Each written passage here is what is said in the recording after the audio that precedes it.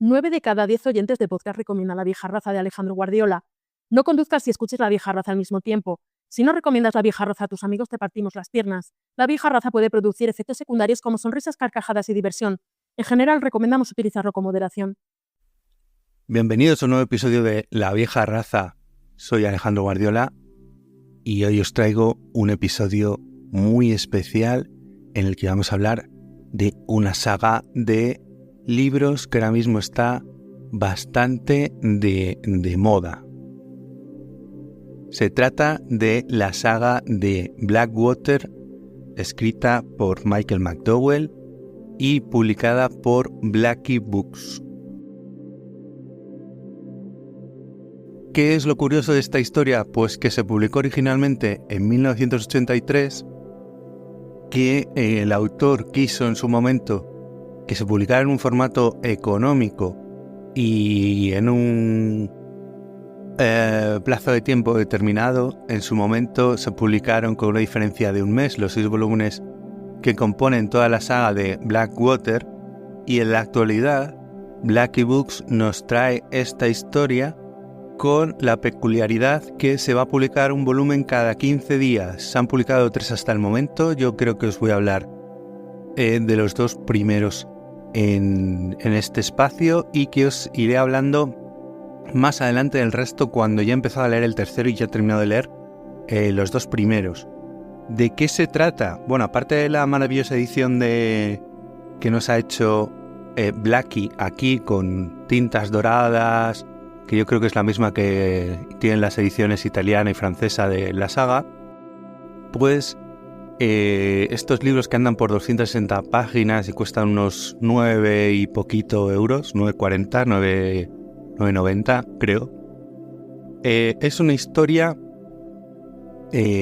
familiar, es una saga familiar, costumbrismo sureño, ambientada desde el primero de los libros en 1919 en la localidad de Perdido, en Alabama, y nos cuenta la historia de una familia relacionada con el pueblo justo cuando acaba de haber una inundación, una gran riada por las fuertes lluvias y las aguas crecidas que llevan los 2 ríos que circundan la localidad de Perdido, el propio río Perdido y el Blackwater, que es el que da título a la saga. Y a partir de ahí, en el primero sobre todo, que sirve como un prólogo largo de presentación, nos cuentan la historia de los protagonistas, que básicamente son un par de familias de la localidad de Perdido, los Cascade.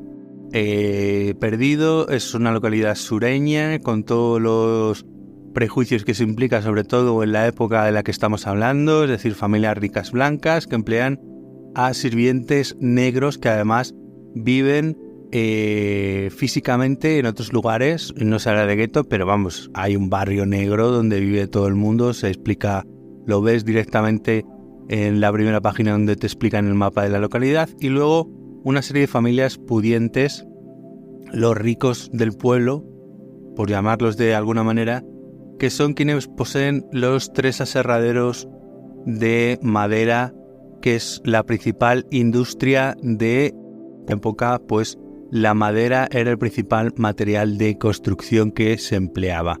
Tenemos por un lado a los Cascade, tenemos por otro lado que son la familia principal. Se me acaba de caer el marcapáginas que tenía en la primera hoja. Y bueno, os voy a contar ya desde... A ver, que quiero ver el mapa de Perdido. ¿Dónde está?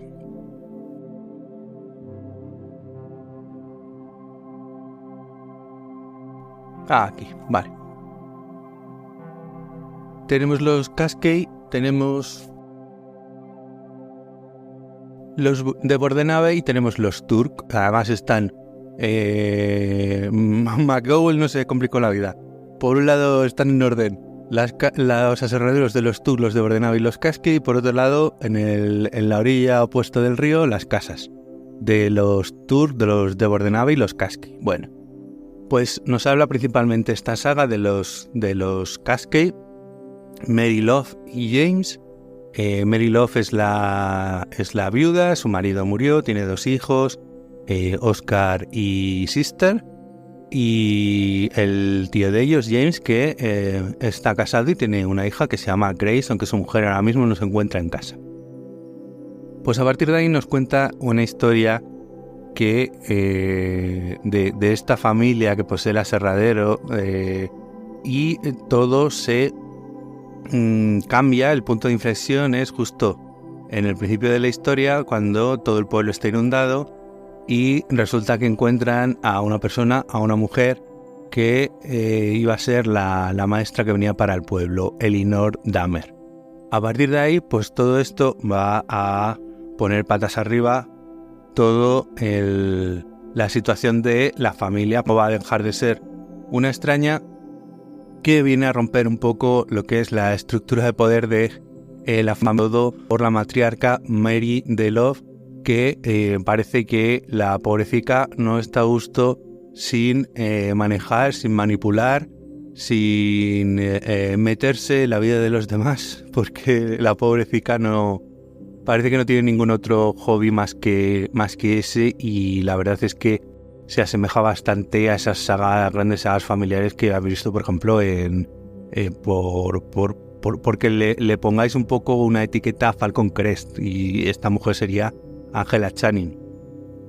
Y en lugar de viñedos, pues aquí son aserraderos de madera en los años 20 en Alabama. Bueno, pues cómo eso va a cambiar todas las dinámicas de la familia, los problemas, rencillas, peleas que va a acarrear no solo por dinero, sino por otras muchas cosas.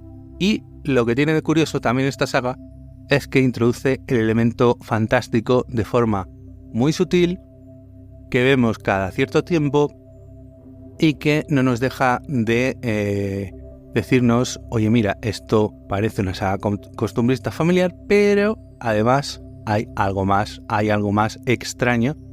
Y en el primer libro lo vemos como, no sé si es por el segundo capítulo, una cosa así, y a partir de ahí tú dices, bueno, vale, creo que sé un poquito por dónde va a ir esto, porque a ver, no es que puedas decir que sea demasiado original, puede resultar un poco previsible, pero la verdad es que lo más importante es el rollo folletinesco, el rollo culebrón que tiene en las diferentes historias que ocurren dentro de la familia.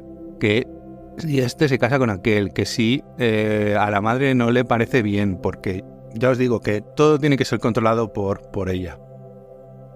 Y bueno, a grandes rasgos, pues todo se mueve controlado por Mary de Love Cascade, que no permite que se haga nada sin su consentimiento, sea lo que sea o tenga que ver con el pueblo, con la familia, con las casas, etcétera. Es una señora que lo quiere tener todo controlado y bajo su ala, porque como ya os digo, es una manipuladora, es una egoísta, es una arrogante, y bueno, vamos conociendo un poco más de la historia. Y el primer libro es que realmente es un largo prólogo para presentarnos un poco a los personajes, para conocer un poco la dinámica que tienen entre ellos, y también para conocer un poco lo que es el pueblo, los ríos, que tienen bastante que ver con la historia, tiene una conexión muy profunda con todo lo que pasa.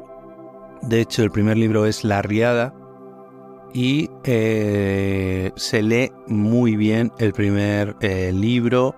No vayáis buscando de cuándo va a aparecer el elemento fantástico, simplemente cuando es necesario aparece.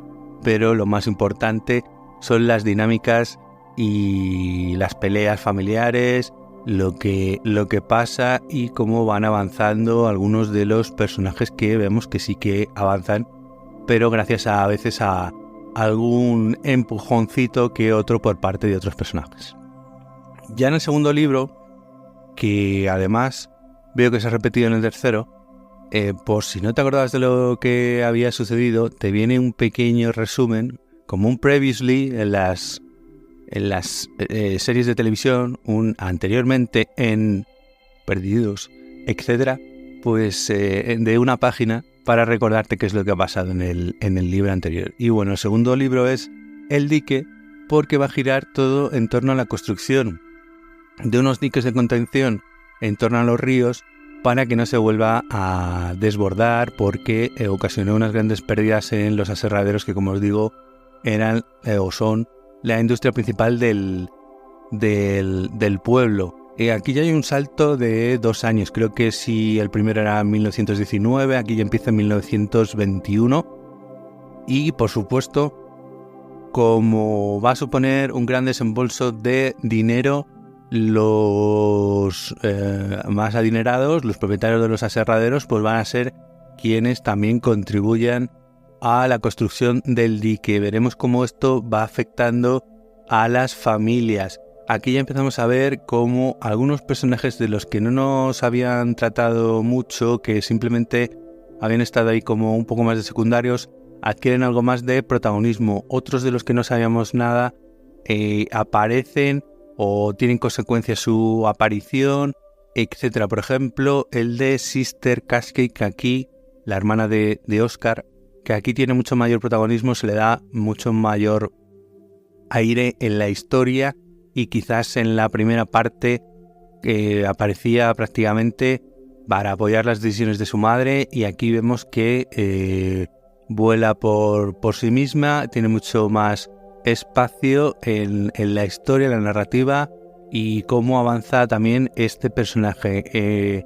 Aquí vamos a ver también que la familia se amplía, empiezan a los matrimonios que se hacen, empiezan a tener hijos, cómo eso va a afectar, cómo va a suponer también un cambio para la historia, para las casas, porque las 3 de los Cascade están juntas, etcétera. Cómo se va a haber oportunidad para nuevos negocios, ya que los Cascade se han dedicado más a comprar tierras que a comprar arboledas. Entonces eso también cómo afecta a los otros dos aserraderos, y algunos elementos no deseados que se vienen presentando, y de nuevo vemos el elemento fantástico, que quizás aquí ya no es tan sutil.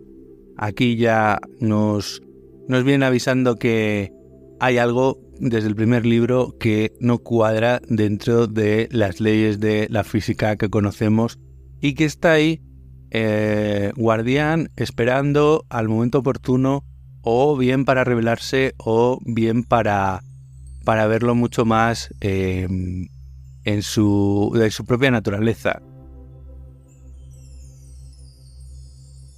Si el primer libro era una especie de prólogo largo, aquí ya se incide mucho más en el comportamiento de los personajes, en los personajes nuevos. Cada personaje tiene su propia trama, incluso algunos que pensamos que pudieran haber quedado olvidados tiene su propio espacio. Yo la verdad es que el segundo me lo he leído mucho más rápido que el primero. Eso quiere decir que la narración avanza con mucha más rapidez, mucho más ágil, y creo que el segundo es incluso mejor todavía que el primero. Nos deja también un poco al final en el aire con ese qué pasarán con esos elementos de... Es que hay que llamarlo culebrón, porque realmente es lo que es, una historia folletinesca que se publica por entregas y que utiliza esos elementos de la narración para mantenerte enganchado a la historia. Aquí pasan muchas más cosas. Tenemos personajes nuevos que aparecen, que van a resultar importantes también para la historia de la familia Cascade, y ya os digo, todo gira en torno a la construcción del dique en la localidad y cómo eso puede afectar o no a la familia Cascade, a algunos individuos dentro de la familia Cascade. Hay cosas curiosas también, porque también vemos que algo que seguramente sería típico de la época, y es que los criados negros pues son los que tienden más hacia las supersticiones, las leyendas, las supercherías, el tema de los conjuros, el vudú, etc. Eso también lo vemos por aquí. Y me he dado cuenta que algunos de los dibujos e ilustraciones que vienen en la portada son un poquillo spoiler, así que tened cuidado, no os fijáis mucho, no siendo que os adelante alguna cosa de los que va a pasar, ¿vale? Esto es simplemente de aquella manera. Tampoco es que revelen mucho, pero bueno, que yo fijándome he dicho, anda, mira, si este dibujo es lo que pasa en... Pero bueno, no pasa nada. Y con las mismas me lo ha pasado muy bien, es muy divertido, es muy entretenida, tiene unos personajes que cuando menos te lo esperan le da la vuelta a como eran, pero en general son personajes bastante en 2 dimensiones, la mayoría de ellos. Algunos sí que tiene alguna arista que no vemos, pero vamos, es lo típico en este tipo de narraciones. No esperéis ahí un personaje multifacético, gris, que pasa del azul al negro. No, son personajes que más o menos siempre se comportan de la misma manera, porque es lo típico en este tipo de historias. El que se porta mal y es malo y nunca va a ser bueno. ¿O acaso los que en su momento estabais enganchados a Falcon Crest, vuelvo a reiterar esta historia, este culebrón televisivo, esperabais que Angela Channing tuviera un momento de bondad y que no hiciera nada nunca por sus intereses, ni por manipular a toda su familia, a sus hijos, etcétera? Pues aquí lo mismo, exactamente igual. Y acabo de empezar el tercero, es que lo empecé ayer y llevo ya 80 páginas. Entonces voy a esperar un poquito para ver si me lo acabo en esta semana y continuar el podcast aquí, o os voy a subir solo de los 2 primeros libros. Todavía no lo sé, dependiendo del ritmo del que vaya leyendo. Si veo que avanzo rápido, os voy a añadir el tercero para que así lo tengáis toda la saga en 2 partes, porque había pensado hacerlo, esperar a terminarla y hacerlo de los 6 libros, pero igual me quedaba un poquito largo, era un poco más aburrido. Igual un poquito más picado, de 2 o las 3 partes, pues queda un poquito mejor. Y bueno, ya os adelanto que la tercera parte, que se llama La Casa, la tercera casa que se construye de los Cascade, que ya vemos en su momento que también tiene cosas, vemos más cosas de la segunda generación de los Cascade, Miriam y Frances, los hijos de Oscar y Elinor, tienen bastante que ver, y de momento voy por ahí. Así que si seguís escuchando por aquí y veis que el podcast es un poquito más largo, pues quiere decir que os he metido también la reseña del tercer libro. Así que ahora lo vamos a ver. Bueno, pues al final medio tiempo y empecé a leer el lunes el tercer libro de la saga de Blackwater de Michael McDowell, La Casa. Y bueno, me lo he leído rapidísimamente. Es un libro que se disfruta un montón, que es mucho más dinámico, que pasan muchas más cosas, en el que quizás los que habéis echado un poco de menos el elemento fantástico está mucho más presente que nunca, en el que hay muchos requiebros argumentales y en el que para mí me parece que es un punto de inflexión de la obra. Pero si habéis llegado hasta aquí con el tercer libro de 6 de esta historia, es que estáis tan enganchados como yo a la lectura de estos libros, de esta saga familiar, de esta historia, de este folletín que se está publicando por entregas cada 15 días por parte de Blackie Books en formato de bolsillo, en un formato económico, con unas portadas muy bonitas, y que además el diseño de la portada de cada libro es diferente. Si los ponéis juntos al lado, cada uno tiene diferentes caracteres, el tamaño de la letra y donde está dispuesto el nombre del libro y del autor son diferentes, con lo cual lo hace muy característico, bastante diferente y yo creo que único para ser lo que es. Así que vamos a hablar un poquito más de Blackwater 3, La Casa.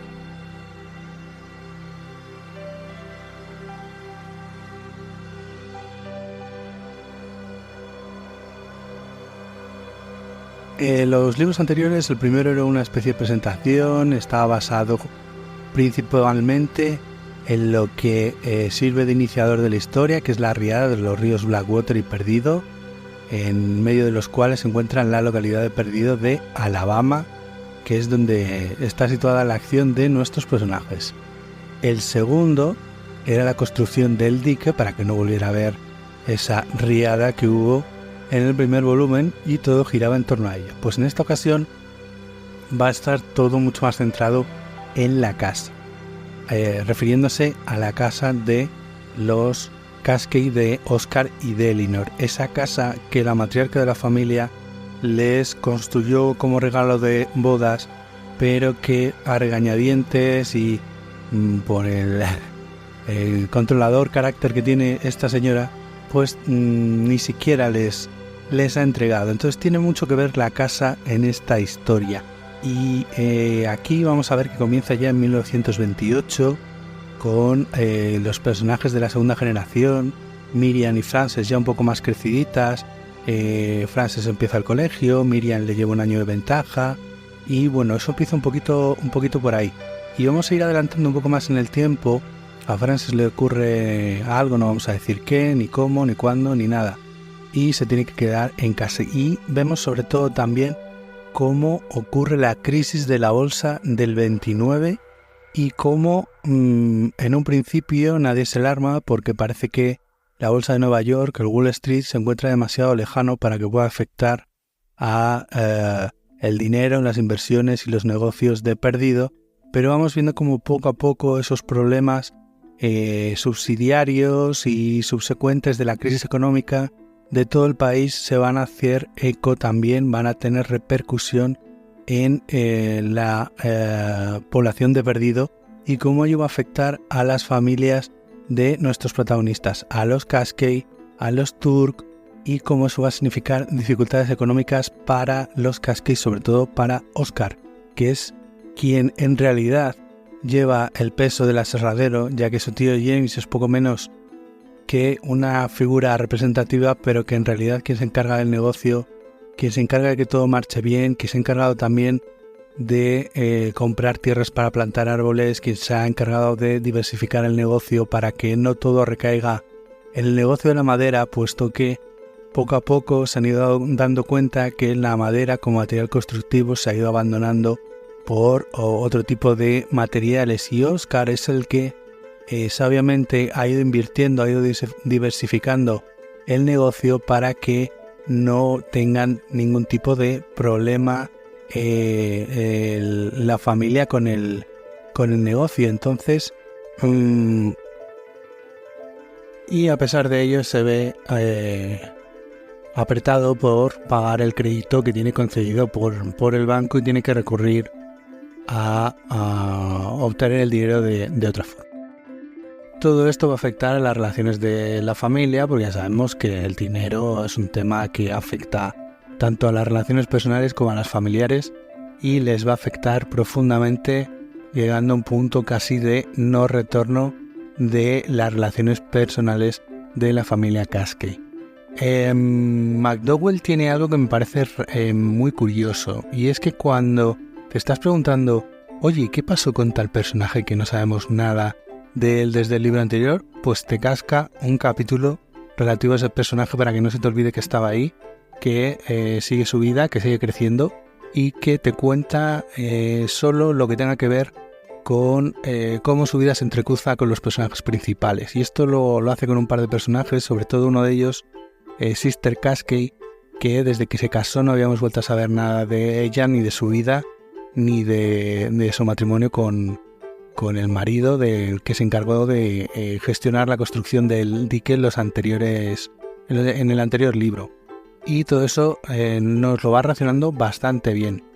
Y además de ir trayéndonos a la palestra algunos otros personajes que dábamos por desaparecidos, pero que van retornando y cogiendo un fuerte protagonismo hasta que va increciendo la acción. Porque otra cosa de la que también es bastante, o hace muy bien el autor, es manejar el suspense.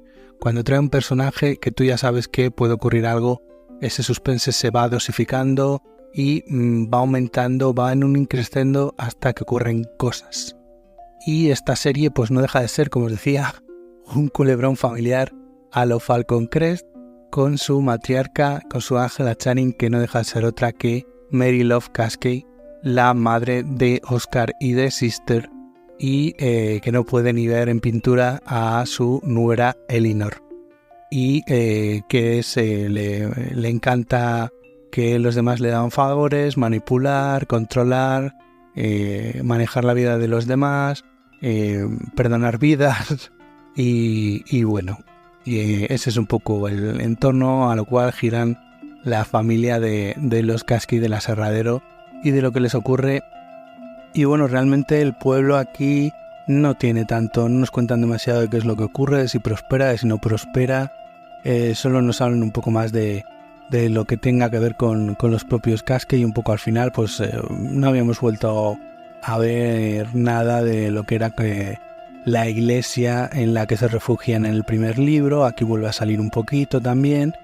Y bueno, ya os digo que si el primer libro era una especie de rampa o de salida o prólogo largo de presentación de los personajes, donde veíamos un poquito de género fantástico, las relaciones entre los personajes, el segundo ya iba mucho más al asunto, y era también muy dinámico en cuanto a la acción, en cuanto a lo que sucedía, y también se leía muy rápido. Pues este tercero exactamente igual, solo que aquí pasan ya muchas más cosas. Tenemos avances de los personajes de la segunda generación, desde Grace, la hija de James, que también está un poquito olvidada, hasta Miriam, la primera hija de Oscar y Elinor, y después Frances, la segunda hija de Oscar y Elinor, exactamente igual. Aquí tiene bastante protagonismo este personaje. Y me da que más adelante también va a ser bastante importante. A tener en cuenta que en este libro el paso del tiempo, pues es que pasa de una página a otra y han pasado 3 años o algo por el estilo. O sea que aquí yo creo que el autor necesita de alguna manera llegar a una fecha en concreto en algún punto de la saga, y en este libro se encarga de adelantar años en los que no tenemos noción de que ocurra nada reseñable, y si nos lo cuenta en un par de líneas. Luego ahí la percepción del paso del tiempo en algunos momentos es como, pasa muy rápido, ¿no? ¿Cuántos años han pasado aquí? Y eso es lo único que le puedo decir reprochable de este volumen, que igualmente se lee muy bien, es muy divertido, los personajes me siguen encantando, y se ha atrevido a hacer algo que yo no pensaba que se atreviera a hacer hasta mucho más adelante en la saga. Se atreve a hacerlo aquí y sirve como punto de inflexión, y veremos a ver hacia dónde se encamina esto, porque a partir de la semana que viene supongo que tendremos ya el volumen 4 y ya empieza el camino hacia el final de toda esta saga compuesta por 6 libros de Michael McDowell. Espero que estéis tan enganchados como yo. Os seguiré trayendo esto, no sé si en forma de entrega de los otros 3 que quedan, ya veremos a ver con el tiempo que tenga y cuando pueda grabar. No tengo mucho más que contaros. Esta ha sido mi reseña de los 3 primeros libros de la saga de Blackwater de Michael McDowell. Soy Alejandro Guardiola. Muy buenas noches.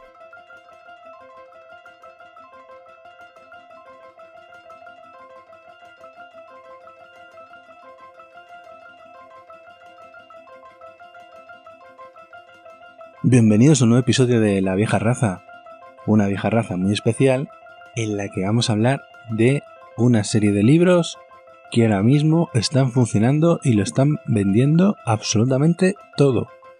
Se trata de la saga de Blackwater de Michael McDowell.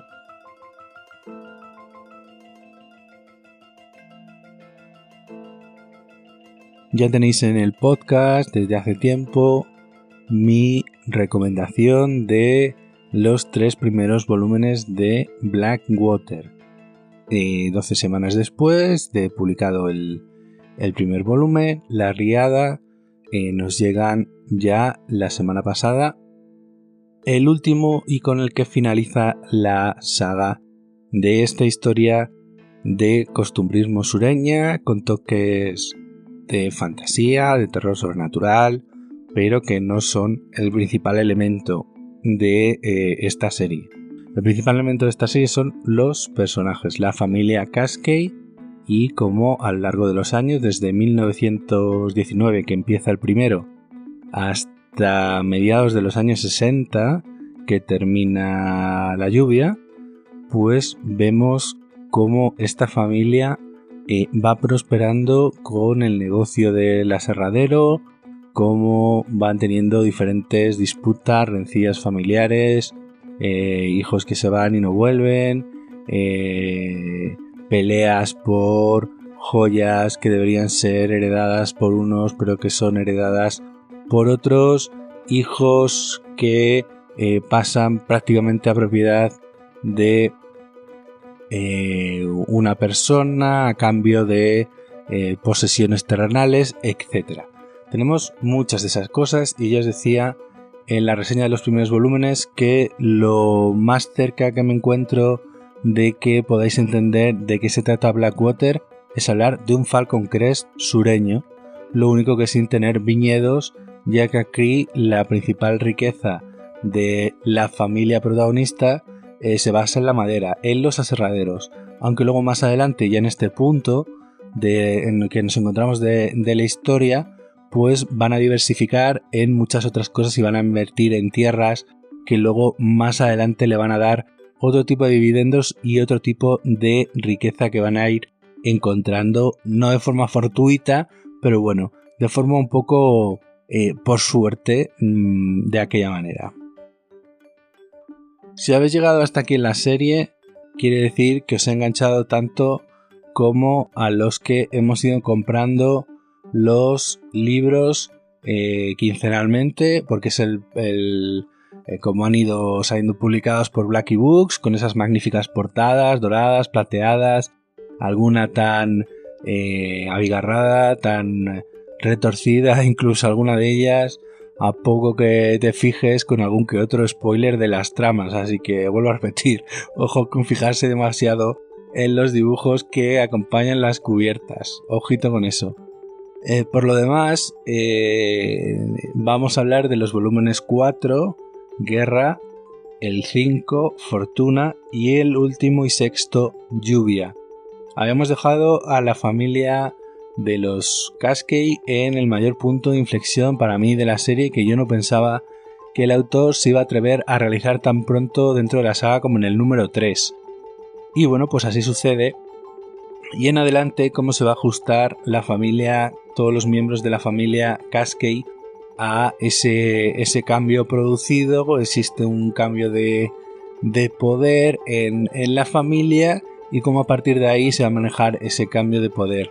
Las hijas de Oscar y Elinor van creciendo, Miriam y Frances. Miriam esta es una especie de copia, de clon de su abuela, porque está prácticamente criada por ella, es arrogante, es contestataria, clasista, solo valora lo material, desprecia a todos los demás. Y por otro lado está Frances, que es, no sé si se llevan 3 o 4 años, creo recordar, y que es una niña pues mucho más tranquila, mucho más calmada, mucho más cariñosa, mucho más familiar, que siempre busca el consejo de sus padres, de Oscar y de Elinor, que no desprecia a nadie, que trata de igual a igual a las criadas negras, y trata a todo el mundo, aunque sea de una clase inferior, exactamente igual. Es mucho más compasiva, incluso tiene momentos de ternura, es amable y siempre busca la compañía de su hermana mayor,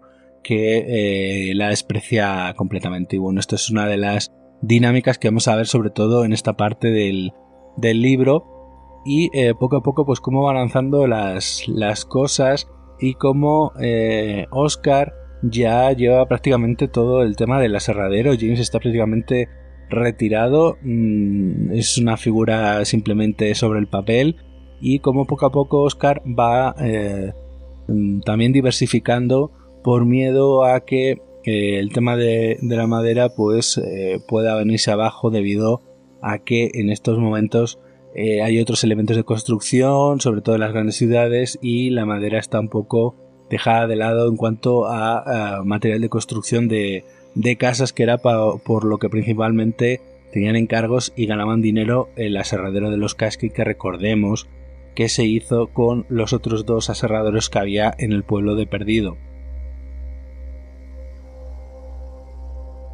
Y esto no deja de ser una saga de personajes, es decir, la historia, la trama prima más bien poco, más que ir viendo lo que les va sucediendo a cada uno de los personajes, los requiebros que va teniendo la historia y cómo nos va sorprendiendo, y sobre todo cómo a partir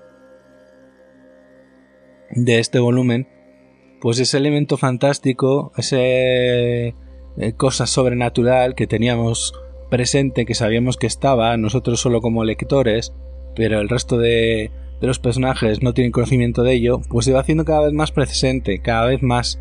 De hecho, a partir del quinto libro todavía es mucho más presente, pero aquí lo que va a suceder es que vamos a entroncar con los acontecimientos de la Segunda Guerra Mundial, y eso va a significar que Perdido va a tener cerca una base militar de reclutamiento, que algunos de los jóvenes de la familia de los Kasky van a ser reclutados o se van a ofrecer voluntariamente para ir al frente y luchar contra los nazis y contra los japoneses.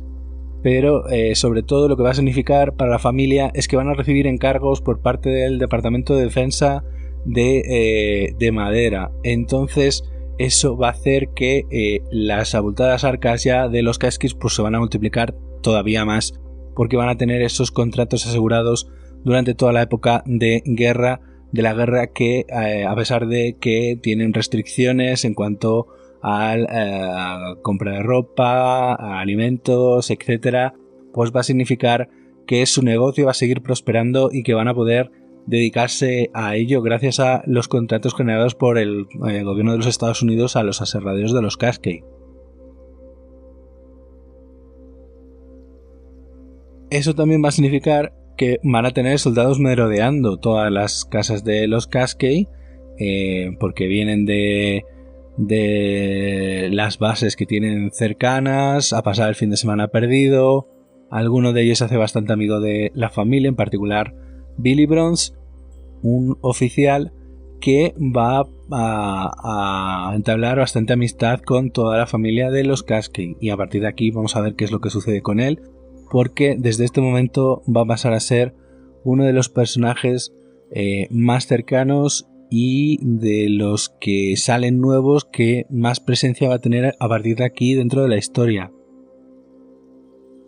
En este volumen también vamos a ver un cierto acercamiento entre las dos hermanas, entre Miriam y Frances, aunque hasta en este momento no sabemos si es un acercamiento cercano por parte de Miriam, que ya sabemos que es una interesada, o bien es un acercamiento cercano porque no ha tenido ocasión de conocer mucho a su hermana pequeña, y Frances la pequeña la idolatra, busca siempre su aprobación, busca siempre hacer cosas con ella, acompañarla a realizar compras, a donde quiera ir Miriam, le gustaría ir con ella. Y bueno, vemos cierto acercamiento entre las dos, que en este volumen no nos queda claro si es un acercamiento sincero por parte de Miriam, que le tiende la mano para pasar tiempo juntas, o bien simplemente porque le interesa. Con Miriam siempre vamos a tener esa sensación. Está haciendo sus acciones porque quiere ayudar a la familia, quiere ser amable, o simplemente porque es una egoísta y le interesa, y si los intereses de la familia coinciden con los suyos, entonces va a ser cuando va a dar su brazo a torcer, va a ser amable, va a ser cercana, va a ser considerada con la familia, etc. Durante bastantes páginas siempre vamos a tener esa sensación sobre este personaje.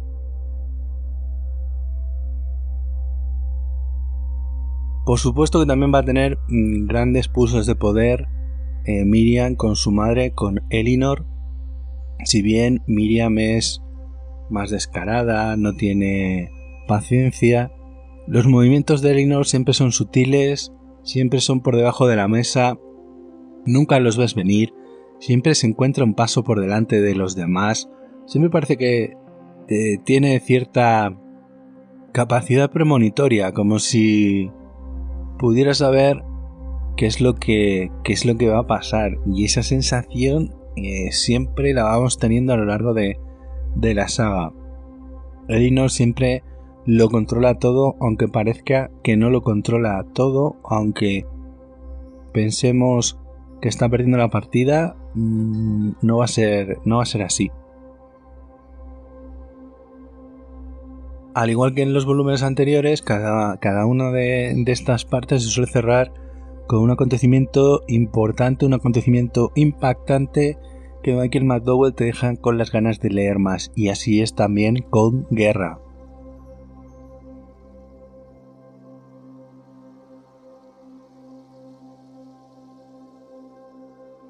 En el siguiente libro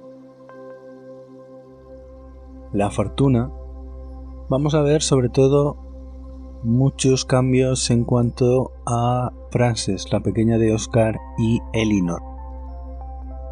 Es un libro que yo creo que trata sobre todo de ella en cuanto a que como joven se casa, se queda embarazada de su marido y llega a tener hijos. Lo que pasa es que en todo este proceso vemos cómo Frances se plantea cosas, siente cosas que no sentía antes, se da cuenta de que es diferente y se pone a consultar con su madre. Su madre le da una serie de conocimientos que le vienen muy bien, pero al mismo tiempo le hacen plantearse muchas más preguntas. El kit de este libro quizás sea todas esas preguntas que se plantea Frances sobre sí misma y sobre sus hijos y sobre su madre también. Aquí vamos a ver cómo Elinor, en un requiebro bastante inesperado de la historia, le comenta a Miriam: oye, aquí hay una cosa, míralo por ti misma, te lo digo no por darte una gracia, sino por el bien de la familia. Y Miriam acepta ese consejo y con él consigue dentro de muy poquito tiempo que la fortuna de la familia se ve incrementada porque llegan a explotar otro campo de otro producto que hasta ese momento no tenían pensado que pudieran llegar a explotar, y lo hacen y se convierten en la familia más rica de todo el estado y probablemente de los 2 o 3 estados adyacentes, llegando a un punto en el que tienen que empezar a recopilar todas las facturas de todos los ingresos para llegar a valorar exactamente cuánto dinero tienen. Y esto lo va a realizar Billy Prowse, que como os decía es un personaje que se va a adherir a la historia y que va a resultar muy valioso y bastante participativo, por lo menos en el volumen 4 y en el 5. En el 6 se aparta un poquito, pero por una razón bastante bien traída. Y otro de los puntos que tiene Michael McDowell ya no solo es la historia, los puntos de giro que tiene, que te va atrapando, todos esos cliffhangers, todas esas vueltas de tuerca, sino que es que a cada personaje le da su espacio, el espacio que merece.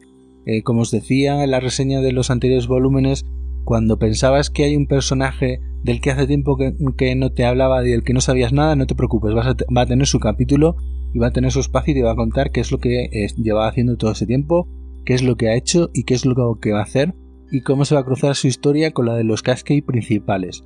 Es otro de los grandes ejemplos como este hombre sabe escribir una saga familiar con tantos personajes sin que ninguno de ellos quede apartado, sin que ninguno de ellos no tenga su momento y su espacio dentro de la saga. Y eso es una de las cosas que me parece más admirable de estos libros, el tratamiento de los personajes. Si bien, como os decía, no vais a encontrar personajes grises, hay buenos, hay malos, hay otros que, bueno, podrían ser un poco grises, pero no esperéis unos personajes como los de Canción de Hielo y Fuego, que son grises, que se van definiendo, que empiezan con un matiz, terminan con otro y van a lo largo de los libros cambiando de un lado a otro, ¿no?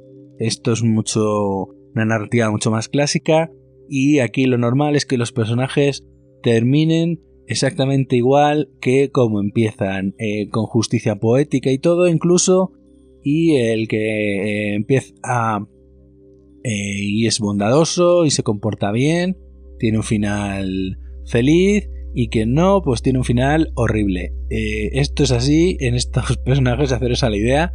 Y luego ya aquí en este libro sí que tiene muchísima más participación el elemento sobrenatural, por decir que si en los libros anteriores no era una parte fundamental, en este libro y en el siguiente sí que lo van a ser. Y bueno, pues realmente es que no son unos libros de terror sobrenatural, son unos libros de costumbrismo sureño, como he leído por ahí, gótico sureño, y con elementos sobrenaturales que tienen que ver a veces con la trama pero en general con los personajes. El elemento sobrenatural normalmente no interfiere demasiado con la trama de la familia, y cuando lo haces es una acción bastante justificada por lo que lo hace, y yo creo que aquí sobre todo lo que se va a ver en este número de Fortuna es como los Cascade ya son, si no lo eran ya, los más ricos de los 3 estados adyacentes a Alabama.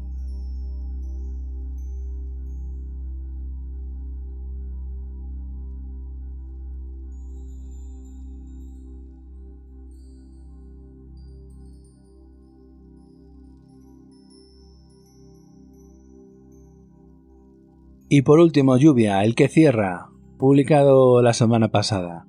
Así que lo tengo bastante fresquito porque yo me lo he acabado. Lo empecé a leer el viernes y lo terminé el lunes de esta misma semana. Lo que pasa que hasta hoy, sábado, no he podido grabar, entre unas cosas y otras. En fin.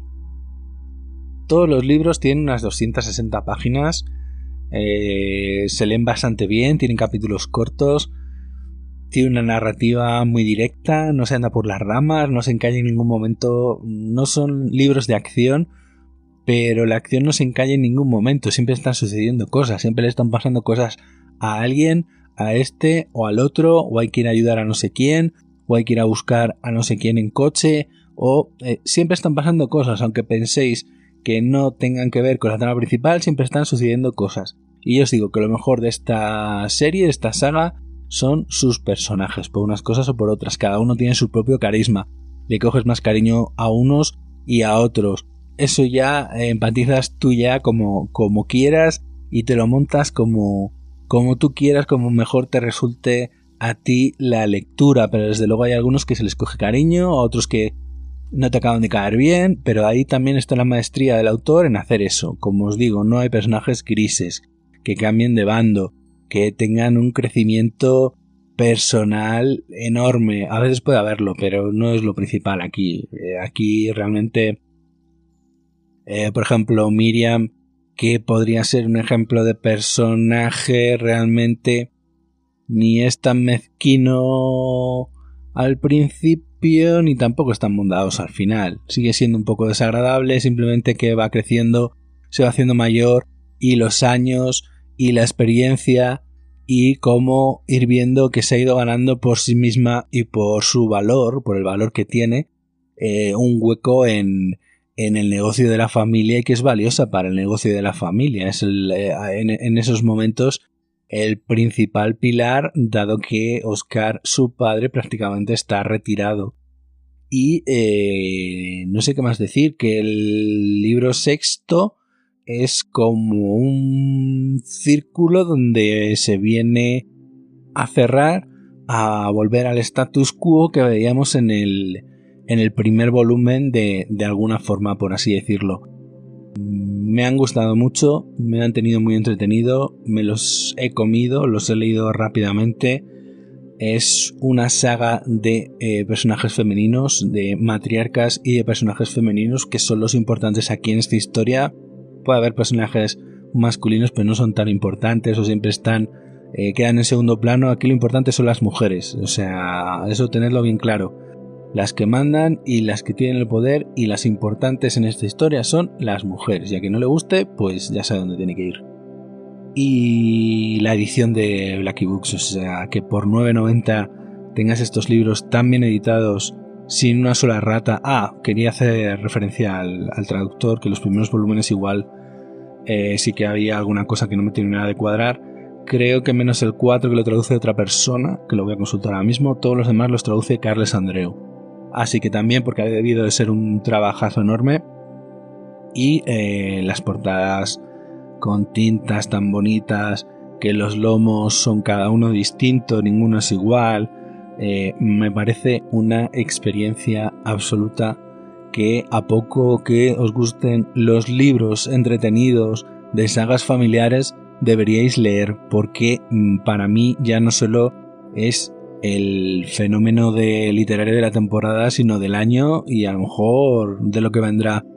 Creo haber escuchado que Blackie Books había vendido la friolera de 150.000 ejemplares, así que espero que se agoten, los estén reeditando continuamente, la gente los siga comprando, porque me parecen muy muy entretenidos y yo he disfrutado un montón, me lo he pasado genial, son divertidísimos y no tengo mucho más que decir, que os pongáis a leerlos si no habéis empezado todavía, que para mí la experiencia ha sido ir comprándolos a medida que iban saliendo y yo creo que de esa forma se disfrutan un poquito más, porque siempre estabas con la cosa de quiero terminar la anterior antes de que se publique el siguiente, y yo por lo menos ha sido mi forma de entrar en el juego.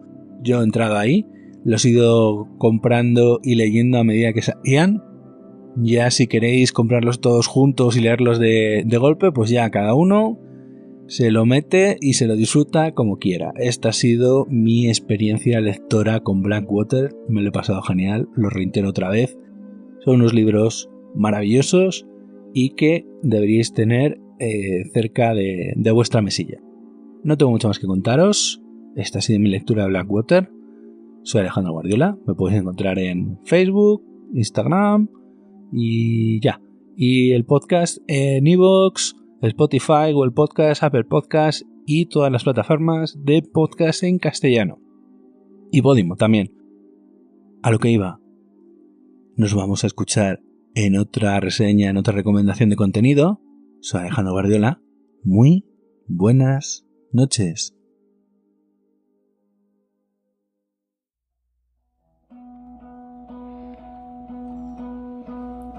Grind your heels into the sheets, grit your teeth and get some sleep this evening. Counting sheep, restless feet in a tangled heap, a cotton blend, a mystery unwoven, fraying at the seams.